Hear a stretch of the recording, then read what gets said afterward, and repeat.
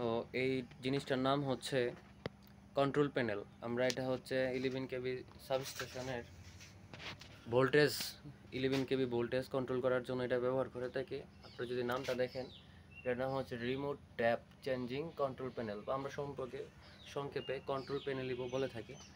এটাকে আবার হচ্ছে ভোল্টেজ রেগুলেটরও বলা হয়।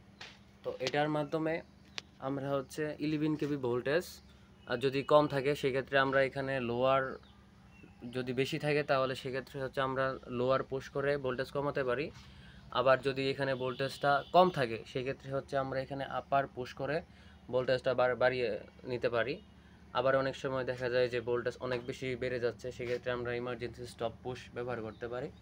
এবং আমাদের এই প্যানেলটাকে আরও ভালোভাবে কন্ট্রোল করার জন্য এখানে হচ্ছে আমাদের অন অফ সুইচ আছে, এখানে ভোল্ট মিটার আছে, এবং এখানে আছে হচ্ছে আমাদের ম্যানুয়াল যে সিলেক্টর, আমরা এখান থেকে ম্যানুয়ালি কাজটা করতে পারি।